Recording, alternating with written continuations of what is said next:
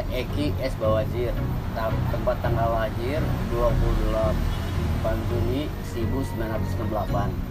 Pekerjaan saya sehari-hari dari dulu sampai sekarang melukis. Asal mula saya berpaling nama itu tadinya kita di Jakarta, sebelum Eki Cuy itu Eki S. Bawajir, nama asli saya. Selama reformasi kita balik ke Bogor. Nah di Bogor istri aku meninggal. Untuk menghilangkan jemu daripada di rumah, kita lari ke jalan. Nah situ jalan kita biasa minum ciu. Dari situ kebiasaan kita minum ciu, kebetulan guru saya namanya Maria Cuy. Maria Cuy itu biasa eksperimen sama kita. Nah, sekarang dia udah almarhum 6 tahun yang lalu. Maria Cuy itu pelukis maestro dari deretan Mbak Rizky, Abbas Alibasa, itu semua itu kenal. Nah, selama kita keluar dari Hipta, kita di Bogor, ya itulah kita biasa minum ciu. Nah, dari Maria Cuy kita biasa eksperimen. Nah, kebetulan kita deket sama Maria Cuy. Nah, si Maria Cuy-nya dibalikin jadi ciu. Kebetulan kita biasa minum ciu, jadi nyambung ke pelukis maestro itu. Jadi guru saya itu Maria Cuy. Oh, jadi Bapak. Jadi nyambung dari Maria Cuy ke ciu kan tinggal balik. Oh, tinggal balik aja. Ya, jadi untuk goresan Eki Ciu itu nggak jauh goresan saya sama Maria Cuy. Nah, kebetulan goresan Maria Cuy juga di rumah banyak. Karya saya juga banyak, goresan kayak Maria Cuy, cuman reproduksi saya sama Maria Cuy. Maria Cuy lukisannya original, aku juga lukisannya original, walaupun itu satu goresan gitu. Oke. Berarti Bapak ini awal mulai melukis itu sejak kapan sih? Awal melukis kita terjun untuk cari rezeki, kita dari tahun 84. Dari tahun 84 kita ketemu hasil dari karya, kita berpameran. Pameran itu tahun 87 tadinya diantara orang tua sama saya itu pro kontra gimana sih untuk seni ya. Dari hasil pameran kita mau dikasih hasil rezeki itu kita kembali lagi ke orang tua. Akhirnya disetujui berarti. Iya, alhamdulillah lah. Jadi dari dorongan orang tua sampai sekarang kita nggak berpaling sama kerjaan lain, tetap sampai kita punya istri, sampai anak 7 ya. Tapi alhamdulillah kita nyari rezeki di lukisan. Ada nggak ada itu rezeki urusan Allah. Yang penting kita berikhtiar, ada kita terima, ada alhamdulillah. Ya namanya Allah kan adil untuk memberi rezeki, ya insya Allah lah rezeki itu setiap hari itu ada. Walaupun untuk menyambung hidup, nah untuk kelebihan itu kan kalau misalkan rezeki lebih kan lukisan kita laku 2 juta, 3 juta, 5 juta. Nah itu untuk menikmati hasil lukisan buat istri sama anak-anak. Ngomong-ngomong Bapak udah mention soal keluarga, boleh ceritain sedikit soal keluarga Bapak? Keluarga saya biasanya ada percekcokan antara ekonomi biasalah. Cuman dari segi itu kita berkecimpung dari seni. Nah, istri juga harus mengerti, saya juga harus berpikir gitu. Berpikir apa? Saya nggak dapat rezeki, gimana harus dapat rezeki? Ya gimana caranya lah. Kita paling juga kita membawa hasil karya ke kolektor walaupun murah. Yang penting kita bawa rezeki buat istri sama anak. Jadi nggak terbengkalai ekonomi kita ke orang lain. Berarti sempat ada mungkin selama Bapak melukis tuh sempat ada naik turunnya ya? Kalau ada itu selama pandemi itu naik turun. Terutama terasa masa pandemi ya. Tapi alhamdulillah selama pandemi ini mungkin berakhir ya. Nah itu dari customer setiap bulan itu ada. Selama pandemi kan nggak ada. Nah di situ ada nyambung lagi. Yang 8 bulan yang lalu ada WA ke saya untuk dibikinin. Ya mungkin itu alhamdulillah dari 8 bulan customer itu nggak ada, timbul lagi modelnya dari Kejaksaan Jakarta ini. Oh ya. Iya, Kejaksaan Jakarta itu udah rutin tiap bulan 2. Tiap bulan 2 satunya 2,5 juta. Kalau ya lumayan kan 5 juta lah gitu. Jadi per bulan tuh dia ada pasti ada. Nah dari pengadilan Jakarta. Berarti sempat gak Pak kepikiran di tengah-tengah yang masa sulit itu Bapak untuk kerja tempat lain atau usaha apa gitu? Oh enggak. Kita gak kepikirin untuk kerja sampingan. Aku enggak Mbak. Soalnya kalau misalnya kita udah kerja sampingan, mungkin kita balik ke sini mungkin males. Jadi supaya dari dulu saya itu mungkin sia-sia. Itu aja. Berprinsip ya Pak? Iya. Kita berprinsip di lukisan ada nggak ada kita harus terima gitu aja. Berarti aliran kalau ini kan Bapak sangat fokus terhadap lukis ya, berarti dari tahun 84 ya. Aliran lukisan apa sih yang Bapak tekuni sampai sekarang? Untuk aliran pribadi kita realis ya. Nah, realis berhubung kita otodidak. Jadi gimana permintaan customer, kita mau impressionis, realis, natural, kontemporer, abstrak, palet, dekoratif, itu mungkin kita udah ngerangkum karena kita berkarya dengan otodidak, bukan akademik. Lalu sejak kapan Bapak mulai untuk kepikiran melukis itu di trotoar, di pinggir trotoar?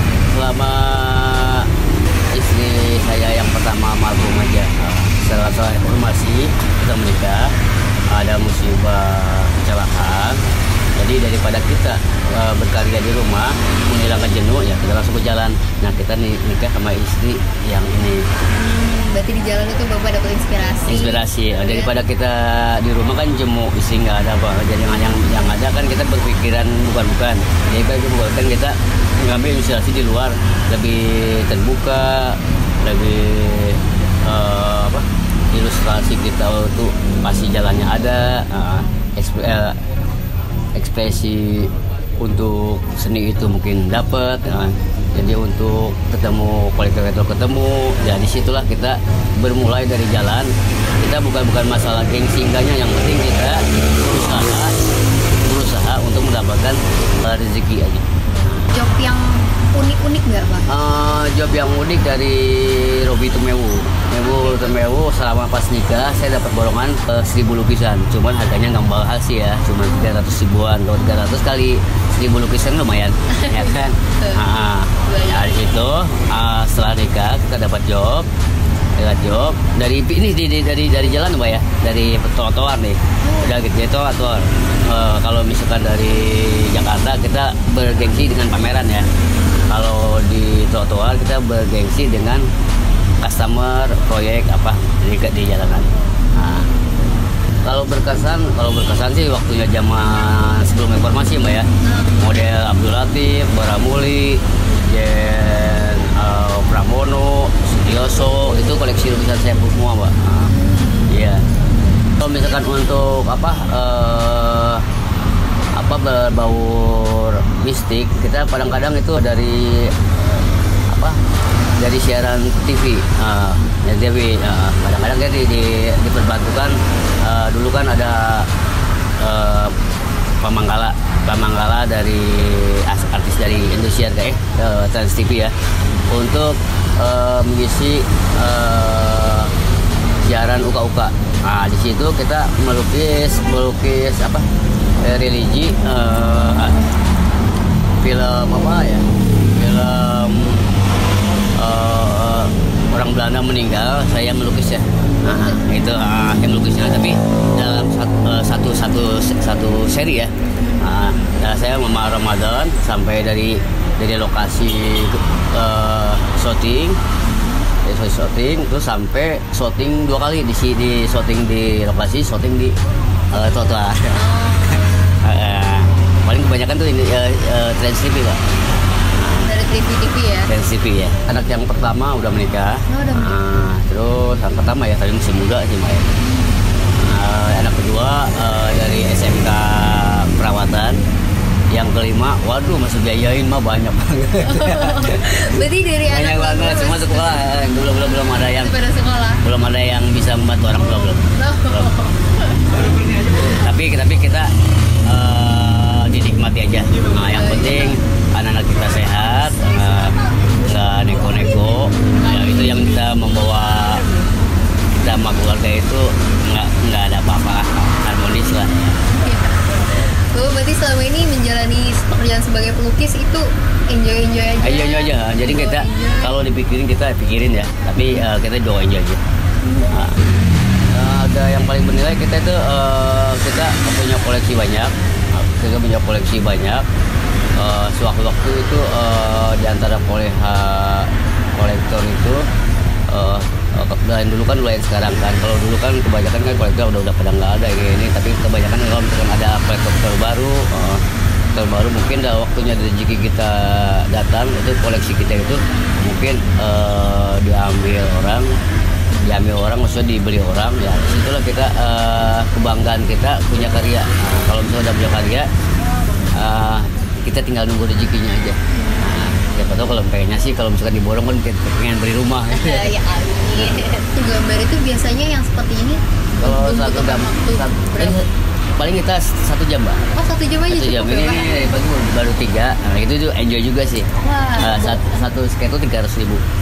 300.000 tapi udah lengkap mau bingkai. Ya lumayan kalau misalnya udah tiga kan lumayan kan, udah kelihatan lah.